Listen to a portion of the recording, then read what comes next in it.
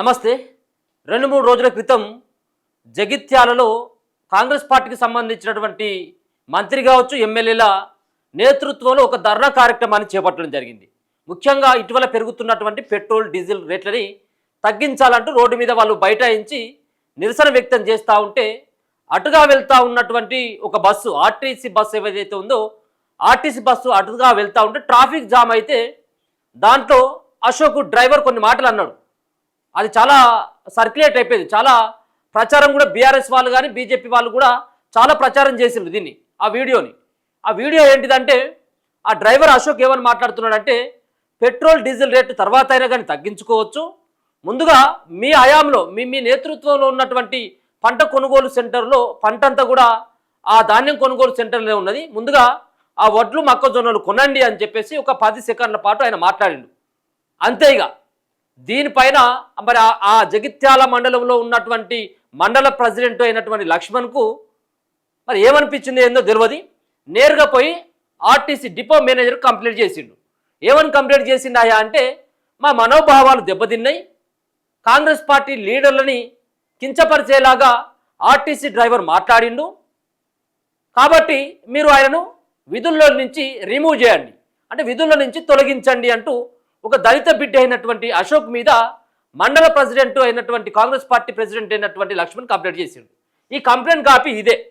ఈ complaint copy, ఈ complaint అక్కడ డిపో మేనేజర్కి ఇస్తే డిపో మేనేజర్ ఇమ్మీడియట్గా ఆ అశోక్ పైన వేటేస్తూ నిర్ణయం తీసుకోవడం జరిగింది. కొంచెమైనా అధికారులకు సిగ్గు లేకుండా తయారైపోయింది, కాంగ్రెస్ పార్టీ నాయకులు కూడా అదే తయారైపోయింది. ఇప్పుడు ఆర్టీసీ డ్రైవరు ఒక మాట అన్నాడు, అది లేనిపోయినటువంటి మాట కాదు, గ్రౌండ్లో జరుగుతున్నటువంటి నగ్న సత్యం అది. ధాన్యం కొనుగోలు సెంటర్లో ధాన్యం అంతా పెరిగిపోయింది, వర్షం వస్తే ఇబ్బంది అయిపోతుంది, కాబట్టి ముందుగా వాటి మీద దృష్టి పెట్టండి, దాని తర్వాత మీ పని చక్కగా చేసుకున్నట్టు ఉంటే మిగతా పని దానిపైన మీరు కొట్లాడినే కానీ నడుస్తుంది. మీరు ఇచ్చినటువంటి హామీలను అమలు చేయలేదు, అడుగుతున్నటువంటి వాళ్ళపైన మీరు కఠినమైనటువంటి నిర్ణయాలు తీసుకొని అధికారం మీ చేతుల్లో ఉందని మీ ఇష్టం వచ్చినట్టుగా ఆట ఆడినా కానీ నడుస్తుంది అన్నటువంటి తీరుగా ప్రవర్తించడం, ఇది నిజంగా కూడా ఇది ఎవరు కూడా జీర్ణించుకోవట్లేదు. తెలంగాణ ప్రజలు ఎవరు కూడా జీర్ణించుకోవట్లేదు. 10,000కో 15,000కో ఉద్యోగం చేసుకున్నటువంటి చిన్న ఉద్యోగి, చిన్న ఆర్టీసీ డ్రైవరు, ఆ డ్రైవర్ కుటుంబం పైన ఆయన పొట్టపైన కొట్టేటువంటి ఒక నీచమైనటువంటి పని చేసేటువంటి దుర్మార్గులు ఇంకా ఏమనాలి వీళ్ళని చెప్పుర్రి. సరే, వాళ్ళంటే కాంగ్రెస్ పార్టీకి సంబంధించిన మండల ప్రెసిడెంట్కు అది నచ్చలేదు, కంప్లైంట్ చేసిండు. ఈ ఆర్టీసీ సంబంధించినటువంటి ఈ ఎవరైతే డిపో మేనేజరు ఏ విధమైనటువంటి నిర్ణయం తీసుకుంటాడు? ఆయన ఒక్కడే నిర్ణయం తీసుకున్నటువంటి అవకాశం ఉండదు. ఆ రవాణా శాఖ మంత్రి అయినటువంటి పొన్నం ప్రభాకర్ కూడా ఉంటాడు, ముఖ్యమంత్రి కూడా ఉంటాడు కదా. నిజంగా ఎంత దారుణమైనటువంటి స్థితిలో ఉందో చూసుకోవచ్చు. కేవలం ప్రశ్నిస్తే ఉన్నటువంటి నగ్న సత్యాన్ని చెబితే ఆ కుటుంబాన్ని రోడ్డుకి ఇచ్చేసి ఉద్యోగులకు వెళ్ళి ఊడబిక్కేస్తారు. మీరు ఎంత ధైర్యం అది? ఏమన్నాడు ఒక్కసారి చూద్దాం, దాని తర్వాత మాట్లాడదాం. నిజంగా చాలా దారుణమైనటువంటిది. చిన్న ఉద్యోగం చేసుకున్నటువంటి వ్యక్తి ఎవరు కంప్లైంట్ చేసిలా అంటేనే సి లక్ష్మణ్ అట, మండల party Congress party president Dharmapuri. మరి ఈయన ఇస్తే ఆయన ఎట్లా లెటర్ తీసుకున్నాడు? ఈ డిపో మేనేజర్ ఎట్లా సంతకం పెట్టి ఆయన రిమూవ్ చేస్తున్నట్టుగా ఉత్తర్వులు జారీ చేస్తారు? మరి అట్లా అంటే రేవంత్ రెడ్డి నిన్ను ఎన్నిసార్లు కుర్చీలకు కలిగి దింపాలి చెప్పు? నువ్వు ఇచ్చినటువంటి హామీలను ఒక్కడు కూడా నెరవేర్చలేదు. నువ్వు ఉద్యోగాలు ఇస్తున్నా అని మాట తప్పినందుకు నేను ఎన్నిసార్లు నిన్ను కూర్చి దింపాలి? రైతులకు ఇచ్చినటువంటి హామీని, యువతకి ఇచ్చినటువంటి హామీని, మహిళలకు ఇచ్చినటువంటి హామీని, వికలాంగులకు ఇచ్చినటువంటి హామీని, ఈ హామీలన్నింటి కూడా నెరవేర్చలేనటువంటి ఒక దౌర్భాగ్యమైనటువంటి స్థితిలో ఉన్నటువంటి మిమ్మల్ని, మీ మంత్రులని, మిమ్మల్ని, మీ ఎమ్మెల్యేలని ఎన్నిసార్లు మిమ్మల్ని పదవికెళ్ళి దించాలి చెప్పుర్రిగా. కేవలం ఒక మాట అంటే వీళ్ళకట్టు నొప్పి కలిగిందట, బాగా బాధ కలిగిందట, ఎక్కలేనటువంటి బాధ కలగవచ్చు వీళ్ళకు. ఆయన అన్నటువంటి మాట ఏంది?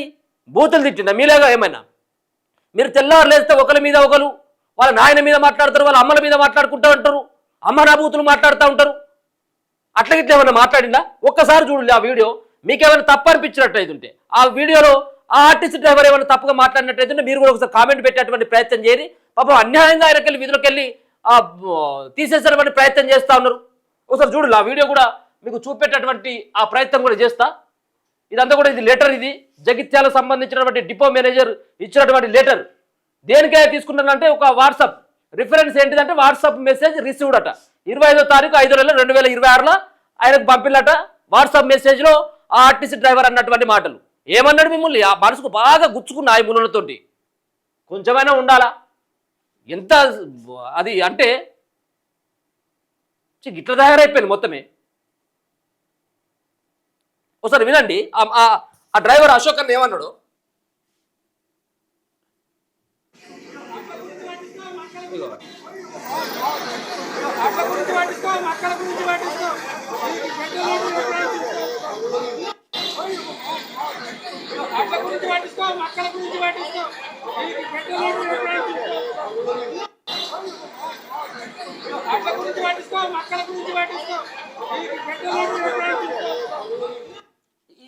ఇక్కడ పక్కనే రోడ్డు ఉంటుంది, ఇటు పక్కనే రోడ్డు పైన వాళ్ళు ధర్నా చేస్తూ ఉన్నారు కాంగ్రెస్ వాళ్ళు. ఏమన్నారు? వడ్ల గురించి పట్టించుకో, మక్కల గురించి పట్టించుకో. ఆయన రైతు బిడ్డ. ఇప్పుడు ఓన్లీ ఆర్టీసీ డ్రైవర్ పని కాగానే ఇంట్లో పడుకున్నటువంటి వ్యక్తి కాదు, రైతు బిడ్డ కాబట్టి ఆవేదన ఉంటుంది. ఒక పక్కన వర్షాలు వచ్చేటువంటి అవకాశం ఉన్నది. తడిసిపోయినట్టయితే 6 కాలం పండించినటువంటి పంట అంతా కూడా నీటిల్లే నానిపోయేటువంటి అవకాశం ఉంటుంది. దాన్ని చూసి గుండెల పగిలేలాగా రైతు రోధిస్తూ ఉంటాడు, చచ్చిపోతాడు. కాబట్టి ముందుగా వాటిపైన చర్యలు, దీనికి పెద్ద ఎత్తిపోయేది ఏం లేదు. నువ్వు ఇంకో 10 రోజుల ఇవాళ కూడా పెరిగింది, మరి అవసరం అయితే ఉంటే ఇవాళ కూడా రేట్లు పెరిగినాయట, మళ్ళీ పెట్రోల్ మీద ఇంకా పెరుగుతాయట. ఇంకో 4 రోజులు చేసినా పెద్ద ఇబ్బంది ఏం లేదు. నువ్వు వచ్చి రోడ్ల మీద కూకోగానే రేవంత్ రెడ్డో లేకపోతే ఆడున్నటువంటి మంత్రులు వచ్చి రోడ్ల మీద కూకోగానే మీకు వచ్చేట మీ యొక్క ఆ ధర్నాలను చూసి ఆ కేంద్రం కదిలి వచ్చి మీరు కాంగ్రెస్ వాళ్ళు తెలంగాణలో చేసింది కాబట్టి ఇక మేము తెలంగాణలో మీరు రేట్లు తగ్గిస్తామని చెప్పేసి వాళ్ళు ఏం దిగి వచ్చి వాళ్ళు రేట్లు తగ్గించరు.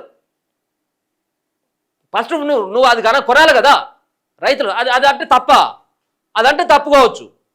వీళ్ళకి బాగా అది వాళ్ళకు ఎక్కడ లేనటువంటి అది వచ్చిందట. వీళ్ళకు ఏమైందట? క్రిటిసైజ్ చేసిండు మమ్మల్ని, అంటే కించపరిచిండు మమ్మల్ని, కించపరిచిండు మిమ్మల్ని. బాగా గాయాలు కావచ్చు, మీకు మొత్తం మానిపోయినటువంటి గాయాలు అయిపోయి ఆయన అనగానే విధుల్లోకి వెళ్ళి మొత్తం తీసేస్తారు. ఒక ఉద్యోగం ఇవ్వడం చేత కాదు కానీ ఉన్నటువంటి ఉద్యోగాన్ని తీసేస్తారు మీరు. మీరు చేయబట్టి, మీరు ప్రవర్తించేటువంటి తీరు బట్టి మీ పట్ల ఉన్నటువంటి నమ్మకం సైతం, ఉన్నటువంటి గౌరవం సైతం కూడా మీ కాంగ్రెస్ పార్టీకి సంబంధించినటువంటి సీనియర్లు కూడా ఎవరు కూడా ఇవ్వట్లేదు.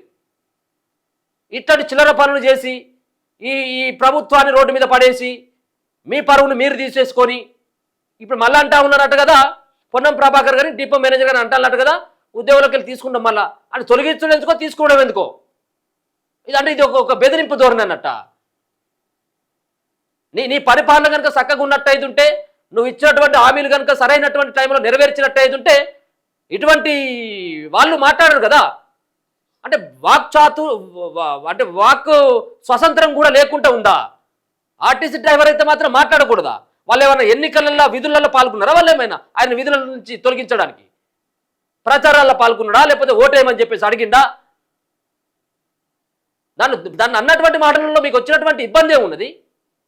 రేవంత్ రెడ్డి గారు ఇది సరైనటువంటి కాదు, ఇది ప్రతిపక్షాలకి మీరు అవకాశం ఇచ్చినటువంటి వాళ్ళకి రైతారు. ఇప్పుడు ఏమంటా ఉన్నాడంటే, జగిత్యాలలో ఉన్నటువంటి మొన్న బీఆర్ఎస్ పార్టీలో చేరినటువంటి మాజీ ఎమ్మెల్యే జీవన్ రెడ్డి ఏమంటా ఉన్నాడంటే, నువ్వు ఆ ఉద్యోగాన్ని తీసినటువంటి కుటుంబం ఏదైతే ఉందో అశోక్ యొక్క కుటుంబం, ఆ అశోక్ కుటుంబాన్ని నేను సాత్తా, నేను సాదుకుంటా, నేను ఆ కుటుంబాన్ని పోషిస్తా అని చెప్పేసి ముందరికి వచ్చిండు. అయిపోయానా? ఇచ్చేది బాగా మీది ఉన్నదా? ఇంకా ఏమన్నా ఇజ్జత్ కచ్చర ఏమైనా ఉండదా మీకు? లేదు కదా, ఇక అయిపోయా. వాళ్ళకు ఒక అవకాశం ఇచ్చినట్టే కదా మీరు. ఇదంతా ఒంటెత్తు పోకడలు పోకుండా, నేను మండల పార్టీ ప్రెసిడెంట్ని, నేను జిల్లా పార్టీ ప్రెసిడెంట్ని, నేను మొత్తం అంతా కూడా నేను నియోజకవర్గానికి ఎమ్మెల్యేను, గట్లనే కేసీఆర్ అనుకున్నాడు, గట్లనే నేను ఈ రాజ్యానికి నేను రాజుగా ఉంటా అని చెప్పేసి అనుకున్నాడు. ఒక్కసారి ప్రజలు దెబ్బ కొడితే ఫామ్ హౌస్లో పోయి పడుకొని ఇప్పటివరకు లేతలేడు. సో ఎవరైనా కానీ ప్రజలు అనుకున్నప్పుడు ఇటువంటి చిల్లర రాజకీయాలు చేస్తే ఎవరు గమనించట్లేదని అనుకుంటారేమో, కానీ ప్రజలు ఎప్పుడూ కూడా గమనిస్తూనే ఉంటారు. ఇటువంటి మానుకోరు, ఇటువంటి నీచపు పనులు మానుకోవాలి. ఏం పని ఇది? పాప ఆ కుటుంబం అంతా రోడ్డు మీద పడి ఒకవేళ కనుక ఏమైనా చేసుకుంటే ఈ వాళ్ళ పిల్లల పరిస్థితి, వాళ్ళ భార్య పరిస్థితి చూసి ఒకవేళ నాకు ఉద్యోగం పోయింది అని ఇంకేమైనా చేసుకుంటే ఎవరు బాధ్యులు దానికి? కొంచెం కూడా అది లేకుండా, ఆలోచన లేకుండా ఆయన మాట్లాడుతూ ఉన్నాడు. చూడు అశోక్ బయటకు వచ్చిన తర్వాత ఈయనే నేను బస్సు పట్టుకొని వస్తున్నా, వాళ్ళు ధర్నా నుంచి వస్తున్నారు.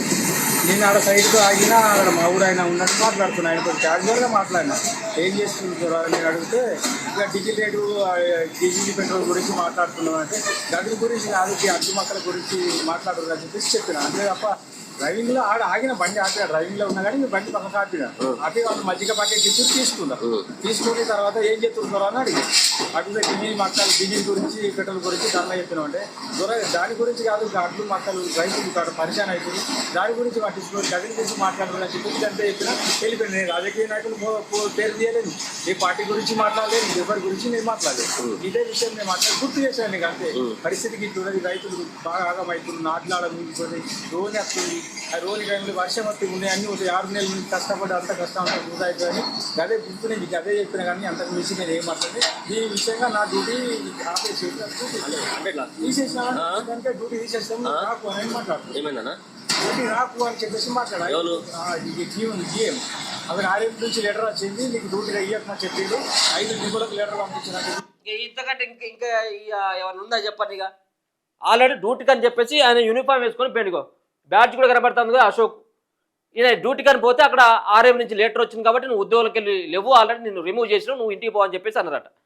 దేనికన్నారంటే వాళ్ళ అక్కడ ఉన్నటువంటి వాళ్ళతో మాట్లాడుతూ ఉంటే అక్కడ పక్కగా కూకున్నటువంటి ఎవరైతే సంబంధించినటువంటి వాళ్ళ ఊరు వాళ్ళు ఎవరైతే ఉన్నారో వాళ్ళ ఊర్లతో డీజిల్ కోసం, పెట్రోల్ కోసం తర్వాత మాట్లాడుకోవచ్చు, తర్వాత ధర్నాలు చేయొచ్చు, కానీ ఇప్పుడేం అవసరం అని చెప్పేసి అన్నటువంటి ఆ మాటలతో నన్ను తీసేసిందని చెప్పేసి వాళ్ళు చెప్తా ఉన్నారు. ఇగో వాళ్ళు మాట్లాడుతున్నటువంటి ఇవి నీకు ఎక్కడైనా కానీ ఈ రాష్ట్ర ప్రభుత్వానికి సరే ఎక్కడైనా కానీ ఏ సోషల్ మీడియా ప్లాట్ఫామ్లో కానీ మీరు చేసినటువంటి దానికి ఎక్కడైనా కానీ ఒక పాజిటివ్గా అవుతుందా? చెప్పుతో కొట్టు డ్రైవర్ బో అన్న సమస్య గురించి అడిగే హక్కు ప్రతి ఒక్కరికి ఉంది. ఇక విపరీతమైనటువంటి బూతులు మాట్లాడుతూ ఉన్నారు చూసుకో. ఇక ఇది రేవంత్ రెడ్డి ఇక మీ ప్రభుత్వ తీరు, అక్కడ ఉన్నటువంటి మంత్రుల తీరు, మీరు చేసినటువంటి బాగోతాలతోటి, మీరు చేసినటువంటి వ్యవహారాలతోటి మీ పరువు మీరు తీసుకుంటూ, మీ పార్టీ ఇజ్జత్ మీరే తీసుకుంటూ, మీరు వచ్చిరానటువంటి ఒక నిర్ణయాలు తీసుకొని ఏంటిది అది ఎవరైనా మెచ్చుకున్నటువంటి వ్యవహారమేనా? అవసరమైతుంటే ఒక నలుగురికి ఉద్యోగాలు, దాన్ని ఎవరైనా నిన్ను అప్రిషియేట్ చేస్తారు. కానీ నువ్వు ఒక ఉద్యోగం ఇవ్వలేదు ఆర్టీసీలో ఇప్పటి వరకు. ఆర్టీసీకి సంబంధించిన కార్మికులు మొన్నటి వరకు రోడ్ల మీదకి వచ్చిళ్ళు, మళ్ళీ ఇప్పుడు ఆర్టీసీ డ్రైవర్ ఆ మాట అన్నందుకు అదేమన్నా లేనటువంటి మాట, లోకంలో నడిచేటువంటి మాట. ఇంకా నిన్ను ఇంకా ఇక్కడ డ్రైవర్ అని ఇంకా నిన్ను ఏమనలేదు కావచ్చు. అటు పోయినట్టయితుంటే రైతుల దగ్గరికి పోయినట్టయితుంటే పచ్చి బూతులు తిడుతూ ఉన్నారు, 6 దోషుల మను మీద వస్తూ ఉన్నారు. రేవంత్ రెడ్డి నీకే చెప్తా ఉన్నా, మీ ప్రభుత్వం పైన, మీ తీరు పట్ల, మీరు వడ్లు కొనక, ఆ విధమైనటువంటి మొక్కజొన్నలు కొనక కిలోమీటర్ల మీద లైన్లు కనబడతా ఉన్నాయి లారీలు, వాటిపైన దృష్టి పెట్టులు. వీటిపైన ఉన్నటువంటి ఈ సోయి వాళ్ళు ఎవరెవరెవరు అన్నారు, వాళ్ళ మీద ఎట్లా కేసు పెడదాం అన్నటువంటి దాని మీద ఉన్నటువంటి సోయి, ఆ ఒడ్లను, ఆ మొక్కజొన్నలు ఏ విధంగా కొనాలో దాని మీద సోయి తెచ్చుకొని ఫస్ట్ ప్రభుత్వాన్ని నడపండి. ఇక ఇటువంటి చిల్లర పనులు చేసినట్టయితే మీ యొక్క పతనాన్ని మీరే కోరుకున్నటువంటి వాళ్ళు అవుతారు. దయచేసి ఇది గుర్తించుర్రి. ఇప్పటికైనా కానీ స్పందించి ఆ సంబంధించినటువంటి అశోక్కి మీరు అందరు కలిసి, ఎవరైతే మండల పార్టీ ప్రెసిడెంట్ లక్ష్మణ్ అంటా ఉన్నాడో, పోయి ఆ దళిత బిడ్డ అయినటువంటి అశోక్ని గదవం పట్టుకొని బతిలాడి సారీ తప్పైందని చెప్పేసి ఒప్పుకొని మళ్ళీ విధులకు తీసుకునేటువంటి ప్రయత్నం చేయరు తప్పించి ఇక లేకపోయినట్టయితే ఇది ప్రతిపక్షాలన్నీ కూడా ఆసరగా తీసుకొని మళ్ళీ మీ ప్రభుత్వం పైన దుమ్మెత్తిపోసేటువంటి అవకాశమే కనబడతా ఉంది. చూస్తూనే ఉండండి మన తొలి వెలుగు.